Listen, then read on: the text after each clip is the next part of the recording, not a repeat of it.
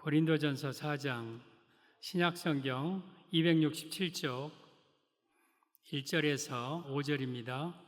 고린도전서 4장 1절에서 5절 함께 1절입니다. 시작. 사람이 마땅히 우리를 그리스도의 일꾼이요 하나님의 비밀을 맡은 자로 여길지어다. 그리고 맡은 자들에게 구할 것은 충성이니라. 너희에게나 다른 사람에게나 판단받는 것이 내게는 매우 작은 일이라. 나도 나를 판단하지 아니하노니 내가 자책할 아무것도 깨닫지 못하나 이로 말미암아 의롭다함을 얻지 못하노라. 다만 나를 심판하실 이는 주시니라. 그러므로 때가 이르기 전 곧 주께서 오시기까지 아무것도 판단하지 말라. 그가 어둠에 감추인 것들을 드러내고 마음의 뜻을 나타내시리니 그때에 각 사람에게 하나님으로부터 칭찬이 있으리라. 아멘. 오늘 제목은 그리스도의 일꾼의 모습이라는 제목으로 말씀을 드리겠습니다. 그리스도의 일꾼의 모습. 1절 보면 사람이 마땅히 우리를 그리스도의 일꾼이요 하나님의 비밀을 맡은 자로 여길지어다. 이 바울 일행을 마땅히 우리는 그리스도의 일꾼이다. 그리고 하나님의 비밀을 맡은 자다. 목사님은 그리스도의 일꾼이, 그리스도는 예수님입니다. 예수님의 일꾼이에요. 그리고 하나님의 비밀을 맡은 자예요. 하나님의 말씀에 해석하여서 그 속에 있는 깊은 뜻을 깨달아서 성도들에게 전하는 자가 바로 목사입니다. 그리고 여기에는 그러한 자로 여길지어다, 이 말은 목사님을 존중하고 인정해라, 그 말입니다. 그러면 그리스도의 일꾼은 바울과 목사님에게만 해당되는 게 아니라 우리 모두 다 그리스도의 일꾼입니다. 여러분들은 마땅히 예수님의 일꾼입니다. 그러면 우리가 직임은 다르지만 저나 여러분이나 그리스도의 일꾼으로서 어떤 모습을 가지고 우리 예수님의 일꾼의 사명을 감당할 것인가? 이 일을 잘하는 것보다, 더 능력 있게 하는 것보다 더 중요한 부분이 있어요. 그리스도의 일꾼 하면 진실하게 해야 된다, 또 겸손하게 해야 된다, 사랑이 많아야 된다, 기도 많이 해야 된다, 성경 말씀대로 해야 된다, 많은 거 있겠죠. 그러나 오늘 본문 안에서 그리스도의 일꾼은 어떤 모습으로 우리가 예수님의 일꾼으로 살아가야 되는가를 세 가지로 말씀을 가르쳐 주십니다. 그래서 오늘 본문을 통해서 저와 여러분이 그리스도의 일꾼으로 점점 갖추어져 가는 그러한 시간이 되기를 예수님의 이름으로 축복합니다. 그리스도의 일꾼의 모습, 첫째, 맡은 자들에게 구할 것은 충성입니다. 2절에 보면 그리고 맡은 자들에게 구할 것은 충성이니라. 이 말은 예수님의 일꾼된 성도들은 주의 일에 충성해야 함을 의미합니다. 사랑하는 성도 여러분, 그리스도의 일꾼들은 충성해야 돼요. 충성. 그리스도의 일꾼의 첫째 요구 조건이 충성이에요. 충성.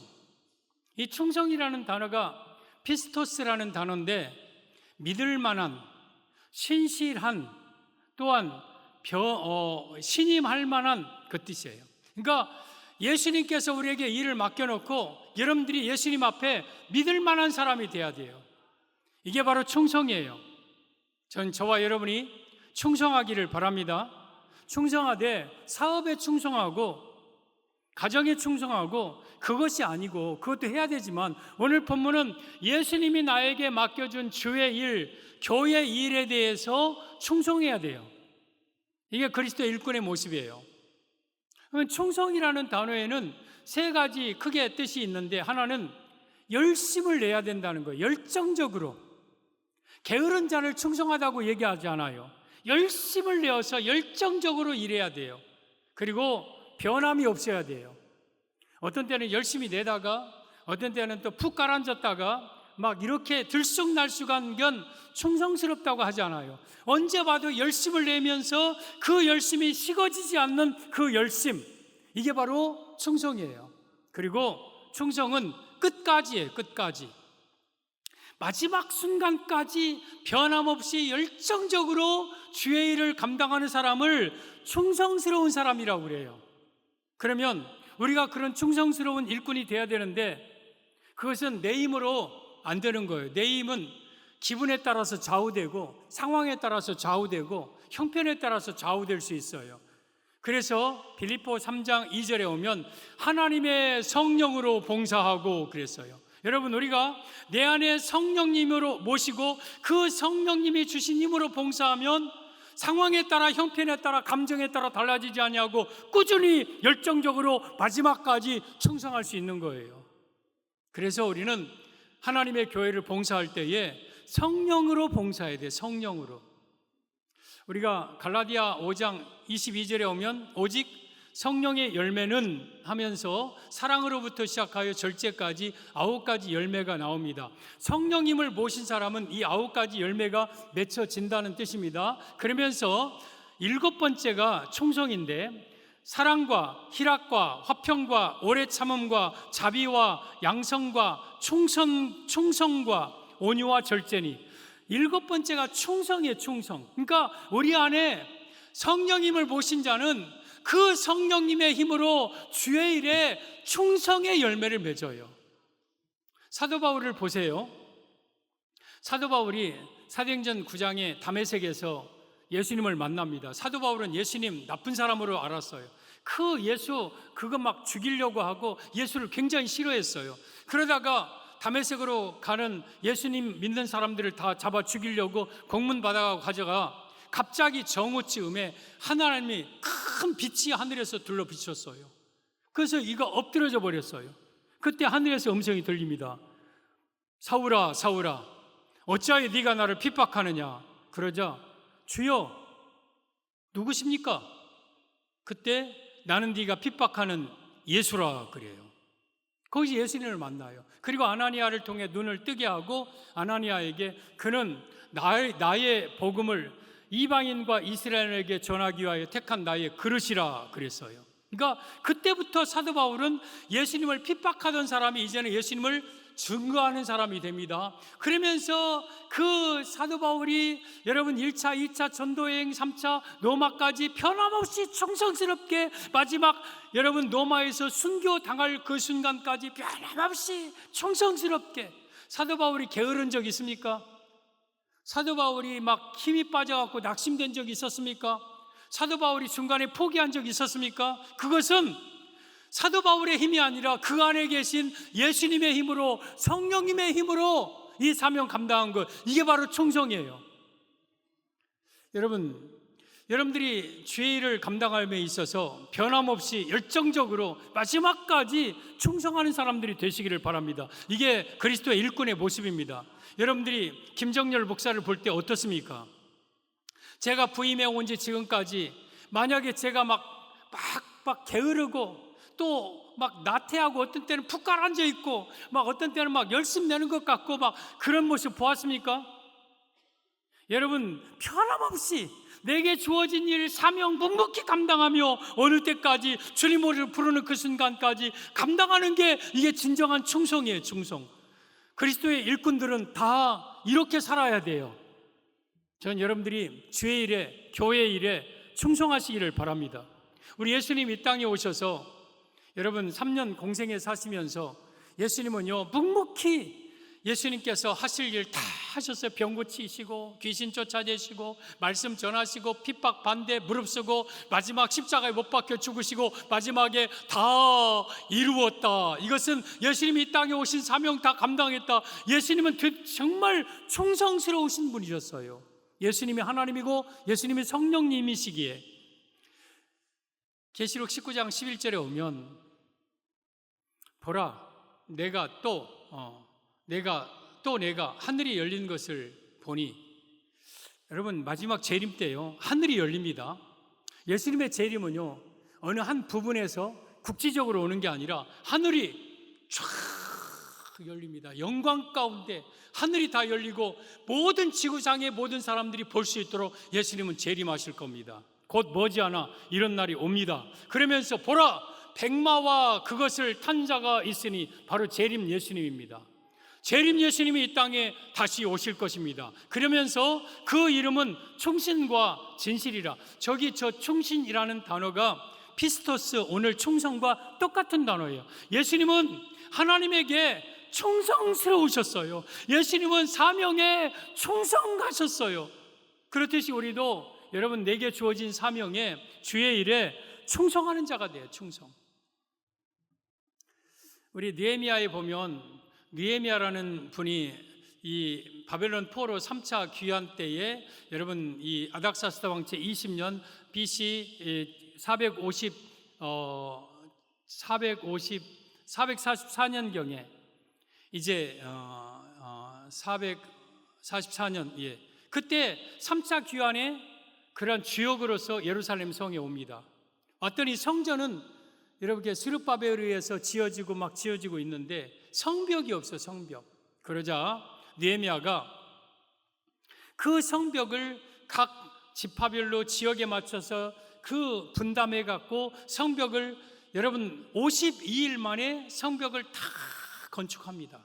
예루살렘 성벽을. 그리고 성문 문짝을 달고 문지기들을 세우고 노래하는 자 느디님 사람들 레위 사람들을 세우고 그리고 그 예루살렘 성을 누구에게 맡기냐면 하나니와 하나냐에게 맡깁니다. 하나니는 느헤미야의 동생이에요. 그래, 하나니는 느헤미야의 동생이니까 뭐 그렇다 손치고, 그러면 하나냐는 누구냐? 하나냐가 어떤 사람이길래 그 예루살렘 성 전체를 이 하나냐에게 맡겼느냐? 하나냐에 대해서 느헤미야 7장 2절은 이렇게 말씀하십니다. 내 아우 하나니와, 하나니는 느헤미야의 아우입니다. 그리고 영문의 관원 하나냐가 직업이 영문의 관원이었어요. 그러니까 성 문지기였어요. 문지기. 그런 하나냐가 함께 예루살렘을 다스리게 합니다. 그런데 하나냐는 충성스러운 사람이었어요. 아하, 하나냐가 왜 예루살렘을 다스리게 되었을까? 충성스러운 사람이었어요. 그리고 무리 중에 하나님을 경외하며 뛰어난 사람이었어요. 여러분, 예루살렘 성은 교회를 가리키고 또한 느헤미야는 여러분 교회를 세우고 건축한 그러한 예수님을 가리킵니다. 여러분, 교회를 또 하나님의 나라의 일을 또한 하나님의 중요한 일을 누구에게 맡기느냐? 충성스러운 사람에게 맡기는 거. 충성스러운. 그래서 여러분들은 충성스러운 사람이 돼야 돼. 이게 그리스도의 일꾼의 첫째 조건이에요. 충성스러운 사람. 성령 안에서 변함없이 열정적으로 끝까지 내게 주어진 주의 일을 감당하는 사람, 누가 뭐라 할지라도 묵묵히 내 사명의 길을 걸어가는 사람, 이 사람이 바로 주의 일을 감당할 사람이에요. 여러분, 그러면 우리는 무엇에 충성해야 될까요? 무엇에 충성해야 될까? 하나는 예배에 충성해야 돼요. 예배. 여러분들이 교회에 나와서 예배 드리는 이 예배에 충성하십시오. 변함없이 여러분이 하나님의 교회 예배 드리고 밤 예배, 낮 예배, 하나님 앞에 예배 드리고 이 일에 충성해야 돼요. 그리고 또 하나는 헌신과 봉사에 충성하십시오. 여러분에게 교회에 맡겨준 일이 있잖아요. 찬양대는 찬양대, 교사는 교사, 모든 각 분야에 대해서 맡겨준 일이 있잖아요. 그 일 여러분 충성해야 돼요. 임명받을 때는 임명받고 그리고 임명 이름만 기록되고 나는 그 일 감당하지도 않고, 그게 충성입니까? 그건 충성하는 게 아니에요. 변함없이 누가 뭐라 할지라도 내게 주어진 자리에서 묵묵히, 다른 건 몰라도 내게 맡겨진 이 일만큼은 최선을 다해서 마지막 순간까지 감당하는 게, 이게 주의 일에 충성하는 자예요. 이게 바로 그리스도의 일꾼의 모습입니다. 전 여러분들이 예배에 충성하십시오. 어떤 일이 있어도 예배 드리는 일에 최선을 다하십시오. 그리고 주의 일에, 주님이 내게 주어진 이 봉사하는 일에 충성하십시오. 이게 바로 그리스도인의 일꾼의 모습입니다. 그리스도의 일꾼의 모습, 첫째, 맡은 자들에게 구할 것은 충성이다. 우리 주의 일에 충성해야 됩니다. 그리고 그리스도의 일꾼의 모습, 둘째, 자책할 아무것도 깨닫지 못했습니다. 사도 바울의 모습입니다. 4절에 보면 내가 자책할 아무것도 깨닫지 못하나, 충성스러운 사도 바울, 그리스도의 일꾼된 사도 바울은 자책할 아무것도 깨닫지 못했다. 이 말은 그리스도의 일꾼의 모습, 둘째, 하나님 앞에 깨끗해야 함을 의미합니다. 성도 여러분, 우리는 바울뿐만 아니라 우리도 그리스도의 일꾼이에요. 그렇다면 여러분들도 하나님 앞에 깨끗해야 돼요. 이것이 어쩌면 그리스도의 일꾼으로서 가장 중요한 거예요. 내가 더럽게 사는데, 내가 우상숭배하고 내 맘대로 살는데 교회에 와서 내가 충성스럽게 일한다. 하나님이 그 충성 받으실 줄 아십니까? 천만의 말씀이에요. 안 받아요, 안 받아. 내가 교회에서 그리스도를 가까이 섬기는 자로서 예수님을 섬길 수 있는 깨끗한 삶을 우리가 살아야 돼요. 그래서 사도 바울이 자책할 까무도 깨닫지 못했듯이 여러분들도 하나님 앞에나 내 양심 앞에나 자책할 것을 깨닫지 못하는 그러한 성결한 자가 돼야 돼요. 성결한 자. 오늘 사도 바울은 자책할 아무것도 깨닫지 못했다 했고요. 빌립보 3장 6절에 오면 나는 율법의 의로는 흠이 없는 자라. 율법은 하나님의 말씀, 하나님의 말씀을 그대로 지켜 어기지 않는 사람이 사도 바울이었어요. 빌립보서 1장 20절에 나의 간절한 기대와 소망을 따라 아무 일에든지 부끄러워하지 아니하고 이제도 온전히 담대하여. 여러분, 사도 바울은요 하나님 앞에나 사람 앞에나 부끄러워하지 않았어요. 부끄러움이 없었어요. 그리고 담대하게 살았어요. 이게 그리스도의 일꾼의 모습이에요. 여러분들이 교회에서 일 잘하는 것보다, 교회에서 능력 있게 일하는 것보다 더 중요한 것은 깨끗해야 돼요. 깨끗하게 살아야 돼요. 그래야 여러분의 봉사와 여러분의 예배를 하나님이 받으시는 거예요. 우리 디모데후서 2장 20절 이하에 보면 하나님이 쓰시는 사람의 모습이 나옵니다. 보면 큰 집은 바로 교회를 상징합니다. 금그릇과 은그릇이 있을 뿐 아니라 나무그릇과 질그릇도 있어. 여러분, 네 종류의 그릇이 있어요. 재료가 다르죠. 금, 은, 나무, 질, 토기, 흙, 이런 그릇. 우리가 보통 사람이라면 저 그릇 중에서 어떤 그릇 써요? 당연히 금그릇이죠. 여러분, 그릇은 유대인 중에서 뿐만 아니라 이방인 중에서도 불은 우리다. 로마서 6장에 말씀하셨는데, 여러분, 저 그릇은요 우리 성도를 가리키는 거예요. 교회 안에는요 금그릇과 같은 성도도 있고 나무그릇 같은 성도도 있어요. 사회적으로 많이 배우고 똑똑하고 능력 있고 그러면 어쩌면 금그릇 같은 성도일 수 있어요. 사회적으로 내가 좀 배움이 없고 좀 볼품이 없고 또 나무그릇, 질그릇 같은 성도일 수도 있어요. 그런데 우리 하나님은요 무조건 질그릇, 나무그릇 이런 걸 안 쓰고 좋은 금그릇, 은그릇 쓰냐? 천만의 말씀이에요. 저기에 귀에 쓰는 것도 있고 천이 쓰는 그릇도 있다고 그랬어요. 하나님이 어떤 그릇을 쓰느냐? 21절에 같이 시작. 그러므로 누구든지 이런 것에서 자기를 깨끗하게 하면 귀 쓰는 그릇이 되어 거룩하고 주인의 쓰심에 합당하며 모든 선한 일에 준비함이 되리라. 이런 것에서, 죄에서, 세상에서 자기를 깨끗하게 하는 자가 하나님 앞에 귀 쓰는 그릇. 그 사람은 질그릇이어도 괜찮아요. 나무 그릇이어도 괜찮아요. 아무리 금그릇, 은그릇이어도 더러우면 안 쓰는 거예요. 여러분들이 사회적으로 대단한 능력과 있으니 없든 간에 내가 하나님 앞에서 깨끗하게 살면 하나님이 여러분들을 귀 쓰는 그릇이 되게 해요. 그리고 거룩하고 주인의 쓰심에 합당하며, 주인은 예수님이죠.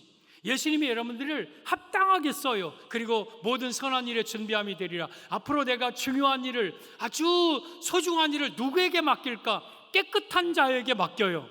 그래서 여러분들은 하나님 앞에 부끄러움이 없이 깨끗하게 살아야 돼요. 이게 그리스도의 일꾼들의 모습입니다. 우리 예수님께서도 깨끗하셨어요. 예수님이 이 땅에 공생이 마치고 빌라도의 법정에 섰을 때에 사람들은 예수님을 고발하고 공격했어요. 변사들 이런 고발자들을 통해서 막 예수님이 죽을 죄를 졌다고 죄를 고발하는데 빌라도가 가만히 들어보니까 하나도 죽을 죄는 저지르지 않았고 율법적인 얘기만 해요.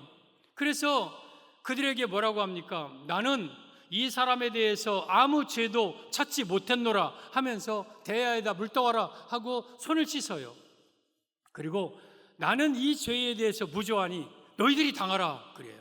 그러자 이들이 그 피를 우리와 우리 자손에게 돌리소서, 그 피를 우리와 우리 자손에게 돌리소서. 여러분, 그 일 있은 지 40년 만에 예루살렘이 멸망합니다. 로마 디토 황제에 의해서. 그리고 2000년 동안 나라 잃어버려요. 왜 그 피를 자기 자손에게까지 돌립니까? 여러분, 예수님을 못 박은 죄, 예수님을 죽인 죄가 유대인들에게 이처럼 비참하고 무서운 결과를 가졌던 거예요. 그러면서 빌라도의 입을 통해서 하는 말이 있어요. 나는 그에게서 아무 죄도 찾지 못했노라. 비록 이방 총독의 입에서 나온 말이지만 예수님은 죄가 없는 분임을 빌라도의 입을 통해서 증명하고 있는 거예요. 예수님은 깨끗하신 분이었어요. 그래서 하나님이 쓰셨어요. 고린도후서 5장 21절에 죄를 알지도 못하시는 이를 우리를 대신하여 죄를 정하시고 그 안에서 의롭다 하심을 얻게 하려 하심이라. 우리 예수님은요, 죄를 알지도 못하시는 분이었어요. 우리 성도 여러분, 우리 예수님처럼 우리도 깨끗하게 사시기를 바랍니다. 성결하고 거룩하게 살기를 바랍니다. 이 역시 내 안에 성령님이 계실 때 가능한 거예요. 성령님이 없이 말씀이 없는데 내가 깨끗하게 산다? 천만의 말씀이야. 여러분들 죄 못 이깁니다. 요한일서 5장 5절에 오면 예수께서 하나님의 아들이심을 믿는 자가 아니면 세상을 이기는 자가 누구냐? 예수님을 믿지 않는 사람은, 성령 받지 않은 사람은 세상을 못 이깁니다. 세상을 못 이긴다는 건 죄를 못 이긴다는 뜻이에요. 그러나 내 안에 예수님을, 성령님을 모시고 말씀과 성령으로 인해서 내가 그 성령님의 도움을 받고 살면 내가 죄를 점점 하나하나 정리하면서 깨끗하게 거룩해지게 살아갈 수 있는 거예요. 여러분, 죄를 깨끗하게 사는 것은 하루아침에 되는 건 아니에요. 시간이 필요해요. 그러나 점점 더 깨끗한 자가 돼야 돼요. 이게 그리스도의 일꾼의 모습이에요. 우리 욥이라는 사람을 보십시오. 욥이 동방의 우스 사람, 아브라함 당시 사람이고, 그는 하나님을 경외하며 온전하며 또한 악에서 떠나고, 여러분, 이런 사람이었습니다. 욥에게 하나님이 큰 물질의 복을 주셨습니다. 10명의 자녀를 주셨습니다. 행복하게 살게 하셨습니다. 그런데 욥이 하나님 앞에 깨끗하니까 하나님이 욥에게 이 복을 주셨어요. 그는 악에서 떠난 자 아니라 깨끗한 자였다는 뜻이죠. 그러면 욥이 있으니까 깨끗하게 살았습니까? 하나님께 축복받았으니까 깨끗하게 살았습니까? 그래서 사탄이 그래요. 하나님, 욥이 저렇게 깨끗하게 사는 건 하나님이 그들에게 복을 주셨기 때문이지 않습니까? 그러자 하나님이 사탄에게, 그래? 욥을 쳐라. 대신 목숨만 빼놓고 나머지 다 쳐라. 그러자 사탄이 얼씨구 좋다 하고 욥의 재물을 치고 욥의 자녀 10명을 다 죽이고, 그리고 욥의 몸을 쳐서 정수리부터 발끝까지 악창이라고 그 막 무서운 질병이 걸렸어요. 그러면 욥이 모든 것을 다 잃어버린 상태 뒤에 욥의 모습은 과연 어땠을까? 욥기 2장 8절 이하에 보면 욥이 재 가운데 앉아서 질그릇 조각을 가져다가 몸을 긁고 있더니 지금 이 악창이 종기가 나요. 종기. 그 얼마나 가려운지 그것을 막 질그릇 조각으로 뚝뚝 긁으니까 거기에 막 붙었다 터졌다 살 고름 피고름 막 살이 막 구더기가 슬고 막 이게 막 재 가운데 앉으니까 이게 마치 막 짐승덩이 같은, 눈으로 볼 수 없어, 눈으로 볼 수 없어, 그런 모습이에요. 다 잃어버리고. 그러자 그 모습을 지켜보던 그의 아내가 9절에 그렇게 말하죠. 그의 아내가 그에게 이르되 당신이 그래도 자기의 온전함을 굳게 지키느냐? 하나님을 욕하고 죽어버려라 그래요. 여러분, 이 욥의 아내를 통해서 욥이 온전했다는 거예요. 그 질병 속에서, 그 고통 속에서도 깨끗했다는 거예요. 범죄하지 않았다는 거예요. 욥은요, 돈이 많이 있을 때나 없을 때나, 건강이 있을 때나 없을 때나, 자녀가 있을 때나 없을 때나, 고난이 있을 때나 없을 때나 욥은 하나님 앞에 깨끗하게 살았어요. 그런 욥을 하나님은 찾고 계셔요. 10절에 보면 그가 이르되 그대의 말이 한 어리석은 여자의 말 같도다. 우리가 하나님께 복을 받았은즉 화도 받지 아니하겠느냐 하고 이 모든 일에 욥이 입술로 범죄하지 아니하니라. 욥은 그 고난 속에서도 입술로 범죄하지 않았고 깨끗함을 지켰습니다. 이게 욥의 모습이에요. 오늘날 욥 같은 사람을 하나님은 찾고 계셔요. 내가 누구에게 복을 줄까? 내가 누구를 쓸까? 내가 누구를 위대하게 사용할까? 깨끗한 자를 지금도 찾고 계셔요. 여러분은 하나님 앞에 깨끗한 자가 되기를 바랍니다. 시편 14편 2절에 오면 하나님께서 하늘에서 인생을 굽어 살피사 자기를 찾는 자가 있는가 보려 하신즉, 하나님은 지금도요 깨끗한 모습으로 살아가는 자를 찾고 계셔요. 그를 복 주시려고, 그에게 사용하시려고 여러분들이 그러한 사람이 되십시오. 하나님 앞에 깨끗하게 사십시오. 오늘 이 사도 바울처럼 자책할 아무것도 깨닫지 못하는 깨끗한 자가 되십시오. 이것이 바로 여러분 하나님의 일꾼들의 모습입니다. 에베소서 5장 26절 보면 이는 곧 물로 씻어 말씀으로 깨끗하게 하사 거룩하게 하시고, 우리를 씻는 것이 두 가지입니다. 하나는 물, 하나는 말씀. 그러면 저 물은 어떤 걸 가리켜요? 예수님의 피를 가리켜요. 예수님의 피. 우리가 더러운 죄된 모습에서 교회에 옵니다. 그러면 예수님의 피로 여러분의 모든 죄를 다 씻어주어요. 그래서 죄인이 아니라 예수님의 피로 우리는 의인되어요. 근데 의인된 우리로서 또 계속해서 말씀으로 우리를 점점 깨끗하게 살아가게 해서, 그래서 내가 주께 범죄하지 아니하려 주의 말씀에 내 말을 두었나이다. 내가 주의 말씀을 붙들고 살아가면 점점 이 말씀이 나로 하여금 거룩하게 살게 만들어. 그래서 우리로 하여금 결국에는 거룩한 사람이 돼요. 거룩한 사람. 그리고 27절, 자기 앞에 예수님 앞에 세우사 영광스러운 교회를 세우사 티나 주름 잡힌 것이나 이런 것들이 없이 거룩하고 흠이 없게 하려 하심이라. 여러분들은 예수님 앞에 세워진 영광스러운 교회들이에요.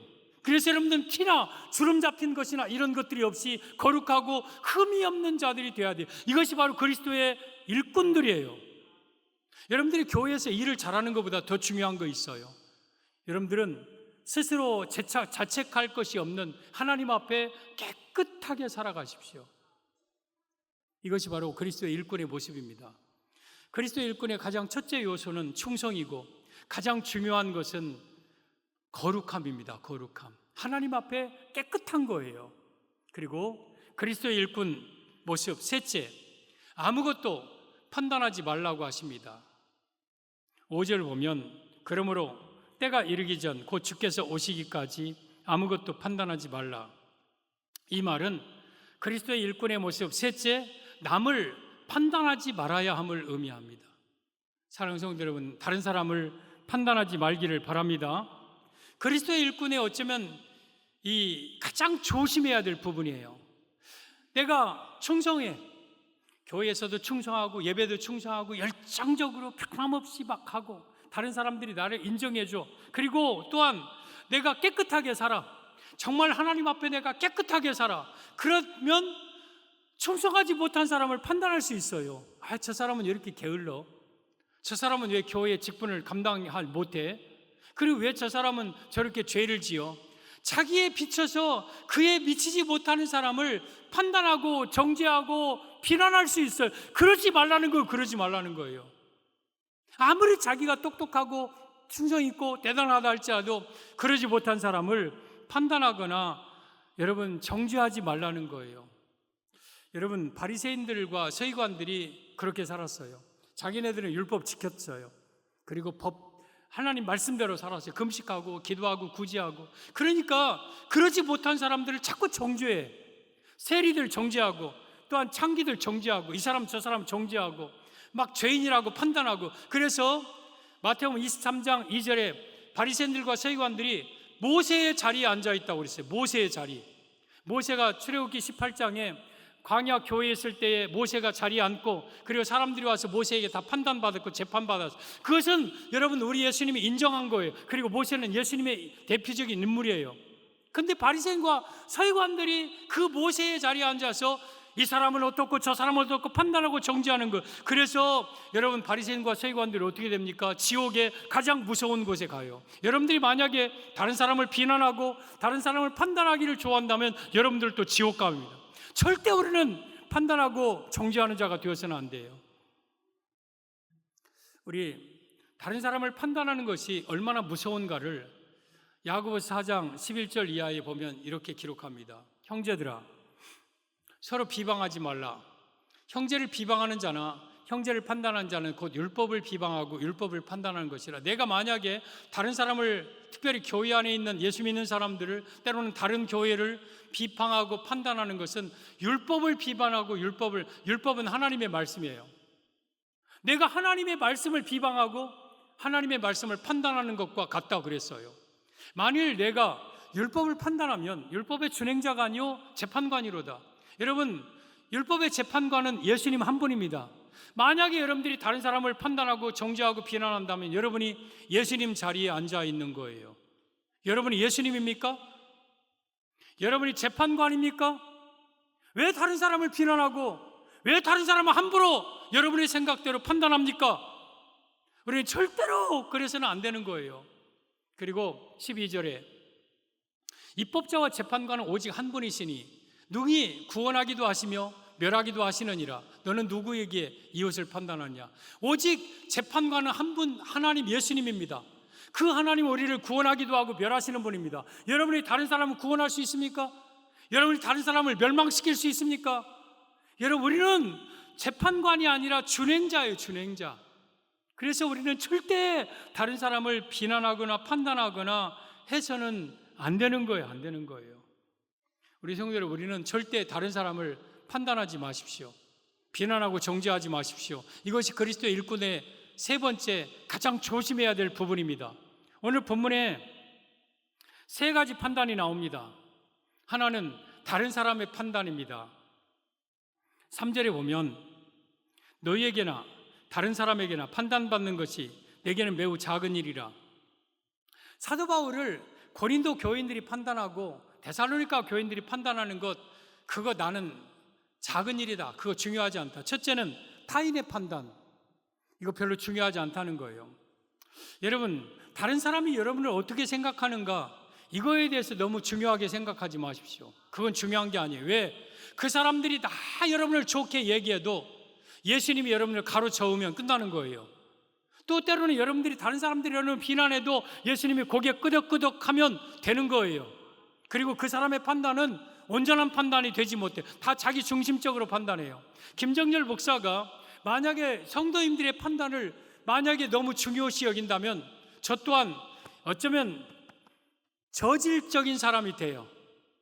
설교해놓고 성도들이 설교를 은혜 받았을까? 설교가 뭐 어땠을까? 막 어때요? 설교 어땠어요? 그러면 목사님 짱이요. 뭐 100점이 100점 하면 어깨 으쓱으쓱하고 그런 말 안 하면 기가 푹 죽어가고 오늘은 설교 죽었나 보다 그러고, 이런 것이 중요한 게 아니에요. 다만 제가 하나님 앞에 바로 서서 본문에 있는 말씀을 그냥 그대로 하나님의 마음으로 선포하면 되는 거예요. 성도들이 은혜 받고 안 받고는 그건 나의 문제가 아닌 거예요. 다른 사람의 판단, 다른 사람의 시선을 의식하다 보면요, 사람이요 외식하게 돼요. 위선적인 사람이 돼요. 바리새인들, 서기관들이 그랬어요. 그래서 여러분들은 다른 사람의 판단을 받으려고 너무 애쓰지 마십시오. 그리고 두 번째 판단은 자기 자신의 판단이에요. 오늘 3절 보면 너에게나 다른 사람에게나 판단받는 것이 내게는 매우 작은 일이라. 나도 나를 판단하지 아니하노니. 4절에 내가 자책할 아무것도 깨닫지 못하나 이로 말미암아 의롭다함을 얻지 못하노라. 사도 바울은 자기 자신도 자신을 판단하지 않아요. 사람은 자기를 사랑하게 돼 있고요, 자기 중심으로 자기 팔이 굽게 돼 있고 그래요. 자기는 잘한 것 같고 자기는 괜찮은 것 같고. 여러분, 그것도 잘못된 거예요. 내가 스스로 보기에 자책할 깨닫지 못하는 것이 없지만 이것 갖고 내가 의롭다함을 얻지 못하는 거예요. 그래서 여러분들도 여러분 자신을 판단하지 마십시오. 내가 다른 사람에 비해서 뭔가 좀 의롭게 사는 것 같고, 내가 다른 사람에 비해서 좀 더 열심을 내는 것 같고, 봉사 잘하는 것 같고, 그래서 나는 다른 사람들보다 우쭐대고 더 낫고, 나는 다른 사람보다 더 낫고, 이런 판단들 절대 정확한 판단 아니에요. 자기 자신도 판단하지 마십시오. 그리고 혹시 여러분 자신을 생각할 때에 여러분의 가치 기준을 높이십시오. 저는 그래요. 다른 사람에 대해서는 기준점이 낮추려고 애를 써요. 낮추려고. 우리 부목사님들, 전사님들 보면 내 마음에 한참 마음에 안 들어. 그래도 내 기준으로 보지 말고 그냥 이만큼 낮추자. 그러나 내 자신에 대해서는 엄격해요. 내 자신에 대해서는 점수를 높이 두르고, 그리고 그것에 미치지 못하면 막 안타깝고, 내가 더 기도해야 되고 더 하나님 앞에 바로 서야 되고, 이 모습까지는 연약하고 부족하고, 그래서 내 자신의 어쩌면 질을 점점 더 높이는 삶을 살아야 돼요. 그래야 고급스러운 정도가 돼요. 그러나 그것마저도 옳은 판단은 아니에요. 그러나 세 번째, 진정한 판단은 예수님의 판단입니다. 오늘 3절, 4절을 보면 내가 자책할 아무것도 깨닫지 못하나 이로 말미암아 의롭다함을 얻지 못하노라. 다만 나를 심판하실 이는 주시니라. 주가 예수님입니다. 여러분, 우리는 다른 사람이 나를 판단하는 것도 작은 일이고 내 자신도 스스로 판단하는 것도 아무것도 아니지만 진정한 판단은 예수님이 판단하시는 거예요. 예수님이 판단하는 거. 이게 진정한 판단이에요. 그래서 지금 여러분의 모습을 과연 예수님은 어떻게 보고 계실까를 중요하게 여겨야 돼요. 그리고 무엇보다도 5절의 말씀처럼 때가 이르기 전 주님이 오시는 그날 예수님이 나를 어떻게 판단하실까, 이게 중요한 거예요. 그래서 예수님이 재림하실 때까지는 우리는 아무도 판단하지 말고 그 판단할 줄은 오직 예수님 한 분인 줄 알고 예수님만이 나를 진정으로 평가하고 판단할 분임을 알고 예수님의 판단 앞에 두려움과 떨림을 가지고 살아야 돼요. 그래서 여러분들은 다른 사람을 판단하면 안 돼요. 때가 이르기까지, 곧 주께서 오시기까지, 재림 때까지는 그 누구도 판단하지 마시고 그 누구도 비난하지 마시고, 우리 전도서 9장 1절에 최근에 제가 발견한 말씀 중에 하나인데, 전도서 9장 1절에 보면 이런 말씀이 있습니다. 이 모든 것을 내가 마음에 두고 이 모든 것을 살펴본즉 의인들이나 지혜자들이나 그들의 행위나 모두 다 하나님의 손 안에 있으니, 모든 사람들이 다 하나님의 손 안에 있다. 그들의 행위 또한, 그들의 생각 또한, 그들의 말 또한 하나님의 손 안에 있다. 여러분이요, 여러분의 모든 행위가 하나님의 손 안에 있어요. 이 말은 하나님은 다 보고 계신다는 거예요. 다 알고 계신다는 거예요. 그러면서 사랑을 받을는지 미움을 받을는지 사람이 알지 못하는 것은, 저 사람은 하나님께 사랑받을 것 같아, 아니면 저 사람은 하나님 앞에 미움받을 것 같아, 그런 것 알지 못하는 것은 모두 다 그들의 미래의 일들이에요. 우리 예수님 재림하셔서 그때 다 판단받을 일이지, 지금은 내 생각으로 다른 사람이나 자기를 판단하고 평가해서는 안 된다는 거예요. 우리 성도 여러분, 다른 사람 판단하지 마십시오. 다른 사람 비난하고 여러분이 아예 다른 사람 말을 하지 마십시오. 다른 사람 누구 말을 하고 누구 어쩌고 그런 말을 하지 마십시오. 전화에 대고 아무개가 어땠어? 나 그 사람 내 그런 줄 몰랐어야. 알고 보니까 수학한 사람이 돼야. 그러지 말라니까요. 왜 다른 사람 얘기를 해요? 마태복음 7장 1절의 말씀처럼 자기 눈에는 들보 있는데 남의 눈에 있는 그 작은 티 하나 못 보고 그것 발견하고 그것 쫓고 찝고 그러지 말라는 거예요. 이게 죄입니다, 죄. 자기가 예수님 자리에 앉는 거예요. 그래서 우리 송정중앙의 성도들은 아예 다른 교회 말도 하지 말고 다른 사람 말도 하지 말고 말하지 마십시오. 예수님만이 판단하는 거예요. 절대 비방하거나 정죄하거나 비난하거나 누구도 하지 마십시오. 여러분, 김정열 목사가 대통령을 좋아하는 대통령도 있고 안 좋아하는 대통령도 있어요. 저도 지금 대통령을 몇 번 겪어요. 근데 제 입에서 대통령이 안 좋다고 한마디를 하던가요, 제가? 그것도 판단해서는 안 되는 거예요. 누구도 내 입으로 판단하고 정죄하지 마십시오. 어떤 사회 지도자이든지 아니면 내 주변 사람이든지 내 친구든지 누구든지 우리는 내 다른 사람을 판단할 만한 자격과 능력이 없는 거예요. 그게 죄입니다, 죄. 예수님 자리에 앉는 거예요. 그리스도의 일꾼은 그래서는 안 되는 거예요. 다만 내 자신을 돌아보고 내 자신을 항상 경건하게 지켜보고 하나님 앞에 똑바로 살아야 되고, 전도서 12장 14절을 보면 하나님은 모든 행위와 모든 은밀한 일을 선악간에 심판하시리. 여러분들이 한 모든 행위, 여러분들이 은밀하게 남을 판단하고 비난하고 정죄했던 모든 것들 다 하나님은 심판대에 섭니다. 심판받을 일이에요. 심판받을 일. 오늘 5절 중반에도 보면 그가 어둠에 감추인 것들을 드러내고 마음의 뜻을 나타내시리니 그때 각 사람으로 하나님으로부터 칭찬. 여러분, 어둠에 감추인 것들이 드러나고 마음의 뜻이 드러날 때가 언제나 재림 때예요. 재림 때. 그때 하나님 앞에 칭찬받는다 그랬어요. 그러니까 재림할 때까지는 우리가 누구도 판단하거나 누구도 비난하거나 정죄해서는 안 되고, 차라리 다른 사람 말을 하지 말고, 제가요 누구를 만나든지 다른 사람 말 안 합니다. 말할 수 있을 때는 좋은 쪽으로만 얘기해요. 아이고 그분 좋은 분이야, 그런 사람 없어야, 그런 얘기는 합니다. 그러나 조금이라도 다른 사람들 비난하거나 정죄하지 않습니다. 왜? 이것이 무서운 죄인 줄 저는 알아요.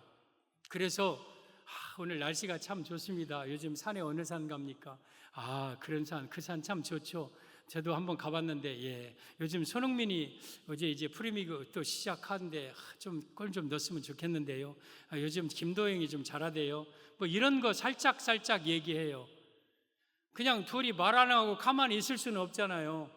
그러니까 혹시 또 다른 사람들이 다른 사람 말하려면 지나치다 싶으면 그만합시다, 그런 말 듣기 싫소 해버려요. 저는 정확하게 말합니다. 다른 사람 말하지 마시다 해버려요. 그래서 저 앞에서는 누가 다른 사람 말 못하게 만들어요.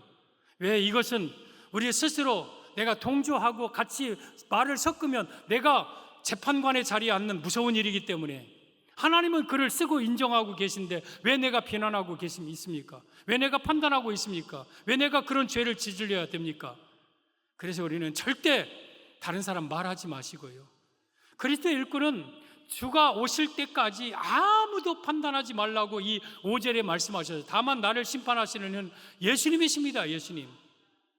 오늘 우리는 모두 다 그리스도의 일꾼이에요. 첫째 요건은 맡은 자들에게 구할 것은 충성. 여러분들이 예배에 충성하십시오. 그리고 여러분들이 교회에 주의 일에 맡겨준 일에 열정적으로 변함없이 끝까지 그 일 감당하십시오. 그리고 또한 자책할 아무것도 깨닫지 못한다. 그리스도의 일꾼의 가장 중요한 것은 하나님 앞에 깨끗하게 사는 거예요. 내가 깨끗해야 내가 일하는 봉사가 내가 하나님 앞에 드려지는 것이 하나님 앞에 상달되는 거예요. 그래서 여러분들은 깨끗하게 사십시오. 거룩하게 사십시오. 그리고 가장 조심할 것은 남을 판단하는 거예요. 내가 혹이라도 다른 사람을 비난하거나 판단하거나 정죄하지 말고 내 자신 돌아보고 그렇게 살아가면 오늘 5절 하반절의 말씀처럼 그때에 재림 때에 각 사람에게 하나님으로부터 칭찬이 있을 것이니라. 여러분에게 칭찬이 있을 것입니다. 그래서 우리는 그리스도의 일꾼으로서 칭찬받는 성도가 되도록 우리가 믿음으로 이 세 가지 요건, 가장 첫째 조건, 가장 중요한 것, 가장 조심해야 될 것 세 가지 기억하면서 진정한 그리스도의 일꾼으로 살아가시기를 예수님의 이름으로 축복합니다.